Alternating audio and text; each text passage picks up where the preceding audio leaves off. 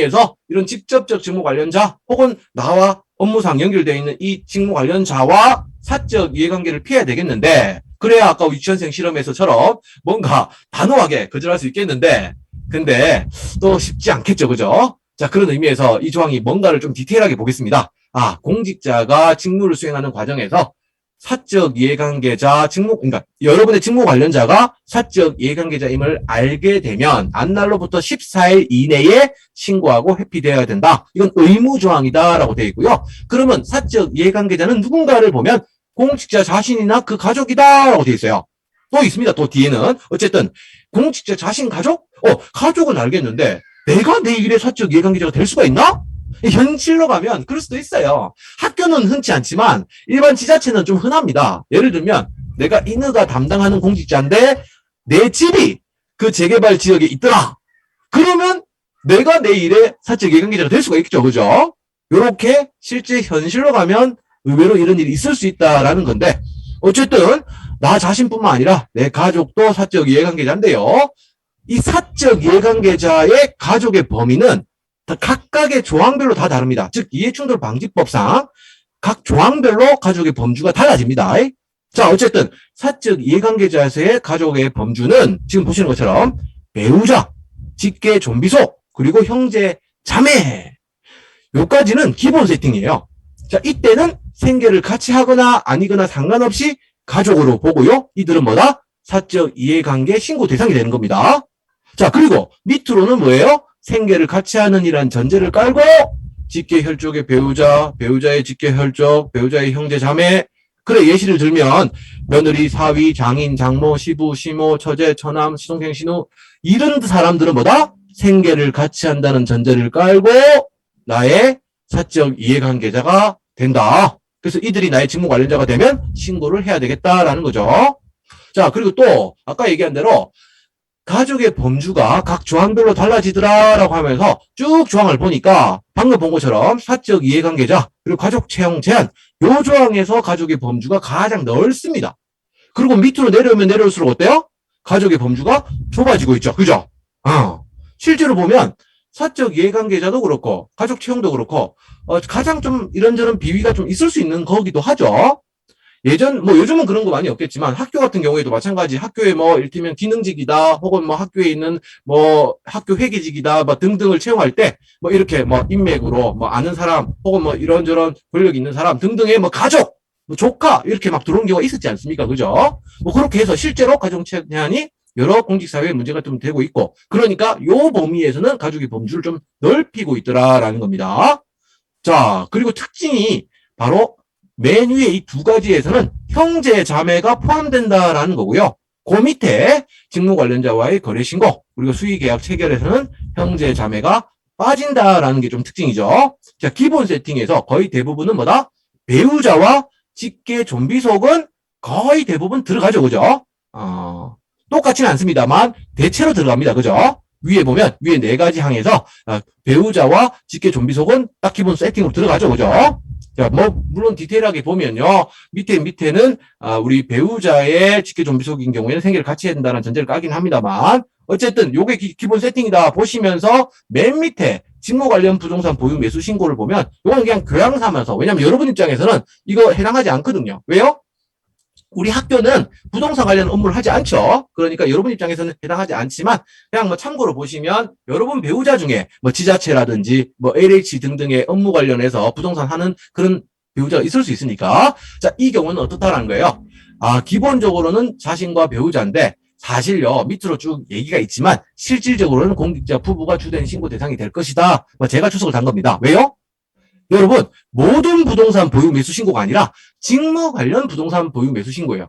이게 뭔 소리냐면, 예를 들어서 여러분 배우자가 평택시청에 혹은 경기도청에 공직자로 일하고 있는데, 그럼 경기도청의 A라는 지역에 대해서 경기도청이 관광특구로 조성하겠다라는 사업 계획을 딱 지금 가지고 있어요. 그러면 모든 부동산이 아니라 A라는 그 관광특구 개발하겠다는 그 업무 지역의 부동산을 살 때 그때만 신고하는 거예요. 이해되시죠? 여러분들이 서울이나 충남이나 다른데 땅을 살 때는 그냥 사도 되는 겁니다. 신고하는 게 아닙니다. 모든 땅을 신고하는 게 아니라 그 해당 개발하겠다라고 하는 그 지역의 땅. 그러니까 약간 의심이 될 수 있지 않습니까?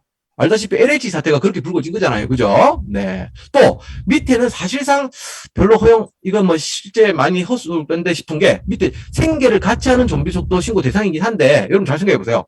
여러분과 생계를 같이 하는 여러분의 자녀다. 그러면 주로는 학생이지 않습니까? 그죠? 그럼 학생인 자녀가 일단은 부동산을 산다라는 것 자체가 드문 케이스인데 그 아까 얘기한 뭐 재개발 등등의 업무 관련한 부동산을 산다? 아, 그거는 매우 드문 케이스 아니겠습니까? 그죠? 학생 신분인 자녀가. 그러니까 매우 드문 케이스니까 의심이 되니까 신고해야 되겠죠?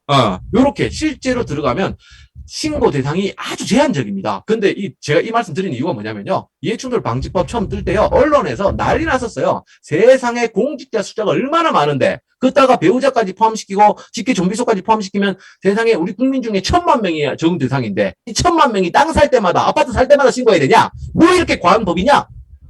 이렇게 보도를 했었어요. 사실.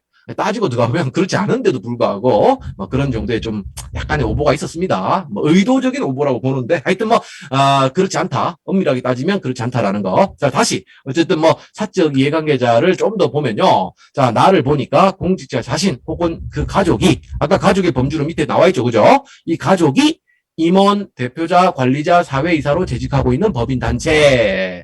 여기서 제가 일반 직원은 제외한다라고 요건 Q&A에 있는 걸 제가 일부러 떼기 왔는데요. 다시 말하면 그 회사에서 뭔가 이제 결정권이 있는 사람, 이런 정도의 지위에 있는 사람인 경우에 신고한다라는 겁니다. 일반 직원으로 일하고 있더라. 이런 경우에는 신고 안 해도 된다 이 뜻이죠. 그죠? 자, 그리고 밑에 보니까 역시나 여러분이나 여러분 가족이 대리, 고문, 자문을 제공하는 개인 법인 단체인 경우에는 역시나 신고한다라는 거고요. 요거를 풀어서 설명하면 밑에 이 내용이 바로 제가 쭉 위에 나다의 내용을 풀어서 쭉 열거한 거예요. 자, 공직자 자신, 배우자, 직계 좀비소, 형제, 자매 요까지는 생계와 무관하다 그랬죠. 자, 그리고 생계를 같이 하느냐는 전제를 깔고 사위, 며느리, 장인, 장모, 시부, 시모, 처제, 저남, 시동생, 시누 이 사람들이 임원, 대표자, 관리자, 사회이사인 법인 단체이거나 아니면 또 이 사람들이 대리, 고문, 자문 제공하는 법인 단체이거나 이 경우에는 어떻다? 사적 이해관계자로서 신고해야 된다. 이해되시죠? 네, 나다를 제가 열거해서 쭉 풀어서 설명드렸습니다. 자, 그리고 또 여러분들이 채용되기 2년 이내에 재직하였던 법인단체, 또 2년 이내에 대리 고문 자문하였던 개인 법인단체, 또 일정 비율 이상의 주식, 지분, 자본금 가지고 있는 법인단체. 자, 시행령이 아직 만들어지지 않았습니다. 내년 5월부터 시행이고 하니까. 자, 그래서 시행령에 정확하게 물론 담기겠지만 추측컨대 아마도 주식은 30%, 지분은 30%, 자본금은 50% 정도로 정해질 것 같습니다. 왜? 행동 강령에 이 내용이 있기 때문이죠. 여러분 알다시피 공직자 행동 강령에 사적 이해관계자 신고라는 조항이 있는 거 알고 계시죠? 그죠? 사실 여러분 아까 배웠던 청탁금지법상 금품 조항 그것도 그대로 컨트롤 C, 컨트롤 V로 공직자 행동 강령이 있습니다.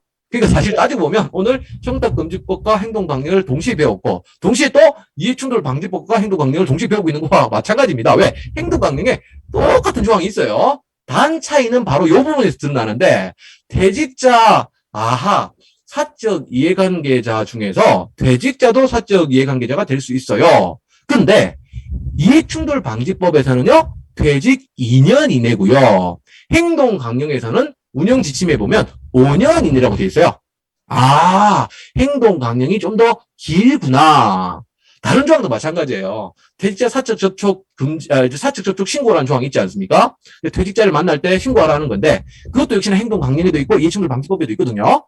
역시나 이해충돌 방지법에서는 모든 경우가 아니라 골프, 사행성 오락, 여행 요 세 가지에 한정해서만 신고하게 되어 있고요. 행동 강령에서는 이것뿐만 아니라 등을 붙여서 예를 들면 퇴직자가 제공하는 식사라든지 술이라든지 다 신고하게 되어 있어요. 보통 일반적인 만남에서 식사술을 제일 많이 하는데 그거 다 신고하게 되어 있으니까 역시나 행동 강령은 뭐다? 좀 더 포괄적으로 좀 더 넓게 규정을 하고 있고 이해충돌 방지법은 좀 더 좁게 엄격하게 규정하고 있다라는 걸 알 수 있죠. 다른 조항들 대부분 그렇습니다. 왜 그렇겠습니까, 여러분? 일단 행동 강령은 그야말로 행동 지침이에요. 여러분이 공직자로서 어떻게 행동할 것인가에 대한 도덕적인 지침을 얘기하는 거죠. 그래서 행동 강령은 만약에 위반하더라도 징계만 합니다. 징계. 형사처벌로 이어지지 않아요. 징계 끝입니다. 근데 이해충돌방지법은 뭐다? 위반하는 순간 징계는 물론이고 과태료 처벌 혹은 형사처벌도 가능하다. 각 조항별에 따라서는 더 상향 법제화 된 거죠. 그래서 각 조항들이 조금 더 엄격하게 조금 더 좁게 해석되어 있다라는 거, 그게 좀 차이다라는 거 같이 한번 보시면 되겠고요. 자, 어쨌든 사적 이해관계자의 정의에서의 2년 이내의 퇴직 공직자라는 것도 있는데, 근데 이것만 있는 게 아니라 또 부서에서 같이 근무하였던 사람도 있더라. 이 두 가지 조건이 동시에 만족할 때만 신고 대상이다라는 겁니다. 다른 말로 퇴직 선배 중에서 퇴직한 지 1년 차지만, 즉 2년 이내지만 나하고 같은 부서에서 일했던 사람이 아니다. 그러면 그냥 만나도 되는 거예요. 또 달리 나랑 이 사람이랑 같은 부서에서 일하긴 했는데 근데 퇴직한 지 3년 차다. 그럼 또 역시나 신고 안 하는 겁니다. 이해되시죠? 2년 이내 기준하고 같은 부서하고 둘 다를 만족할 때만 신고한다라는 거. 이거 역시 시행령이 아직 만들어지지 않았기 때문에 정확하게 같은 부서가 어디까지냐라는 건 말하지 못하지만 아마도 같은 과 정도 수준으로 정리할 수 있지 않을까, 이런 정도로 예상을 합니다. 자, 그리고 그 위에 있는 더 높으신 분들, 예를 들면 교육장님 혹은 교육감님, 이런 분들은 당연히 결재권자로서 그 전체로 뭔가 영향을 미치니까 이분들은 어떻다라는 거예요? 모든 부서와 2년 이내에 당연히 직무 관련 관계가 돼서 사적 이해관계가 된다. 이렇게 될 수가 있습니다. 자. 그래서 사적 이해관계 신고를 딱 하는 순간 어떻게 해야 될 것인가? 우리 김 관장님께서 기본적으로 요 4가지 조치를 취하세요라고 해서 4가지가 나와 있는데요. 자, 그래서 직무 관련해서 일시 중지를 한다든지 아니면 대리자를 지정한다든지 혹은 재배치한다든지 혹은 전보 조치를 취한다든지 이런 정도의 사적 이해관계의 신고에 대한 조치를 취해야 된다라는 거고, 그런데 그냥 계속 당신이 일하세요 라고 할 수도 있더라. 사적 이해관계 신고를 했지만 그럼에도 불구하고 그냥 계속 하세요 라고 할 수 있는데, 자, 그 경우는 뭐다? 밑에 보니까 공직자를 대체하기가 지극히 어려운 경우에는 계속 할 수 있다. 그러니까 매우 특수한 업무라서 이 특수한 업무는 도저히 이 사람을 대체할 사람이 전혀 없다. 변호사라든지 회계사라든지 이런 식의 아주 특수한 직무가 있을 수는 있죠. 그죠? 혹은 학교는 그렇지 않겠지만 보통 지자체나 다른 어떤 공공기관 중에는요, 작은 사업소 단위들이 있어요. 저 상간벽지에 한 2명, 3명 일하고 있는 사업소들, 여러분 2명이서 일하는데 1명이 사적 이해관계 신고를 해왔다. 누구를 대체시키겠습니까? 자, 이런 경우도 역시나 특수한 상황이죠. 그죠? 또 밑에 보니까 국가 안보라든지 경제 발전이라든지 이 공익 증진을 위해서 그 사람이 계속 직무 수행하는 것이 더 필요하다라는 것이 인정될 때 예외적으로 계속 네가 일해라 라고 할 수도 있더라라는 거고, 다만 그냥 일하는 건 아니고요. 이해충돌 방지 담당관이 확인 점검토록 조치를 한다. 그 전제하에 그 사람이 계속 일할 수도 있더라라는 거, 이런 조치가 있다라는 거고요. 또 신고 자체가 예외가 되는 것도 있습니다. 신고 자체를 안 해도 되는 거. 첫 번째는 사실 여러분과는 별로 상관없을 수도 있죠. 그러니까 법을 새로 만든다, 개정한다, 폐지한다. 그렇죠, 여러분. 법을 만들면 그와 관련된 직무 관련자가 얼마나 많겠습니까? 우리 이해충돌 방지법도 모든 공직자니까, 물론 사립학교는 빠지지만 모든 학교가 다 기본적으로 적용 대상이니까 얼마나 많아요. 그 중에는 사적 이해관계자가 있을 수 있잖아요. 그러니까 이런 경우는 아예 신고를 아예 안 해도 돼. 예외다. 두 번째는 의외로 이런 일이 있을 수 있어요. 교육청이나 혹은 행정실이나 이런 일이 있을 수 있어요. 뭡니까? 특정한 사실 또는 법률 관계에 관한 확인 증명을 신청하는 민원에 따라 해당 서류를 발급하는 경우. 요즘은 학교 가서 졸업 증명서를 뗄 일이 별로 없는데 예전엔 그런 일이 있었지 않습니까? 그러니까 예를 들어 여러분들이 행정실장으로 일하고 있는데 우리 아들이 나를 찾아왔어요. 아들이니까 사적 이해관계자 맞네요. 엄마, 졸업 증명서 하나 떼줘. 요런 건 신고 안 한다는 거예요. 이해되시죠? 네. 왜요?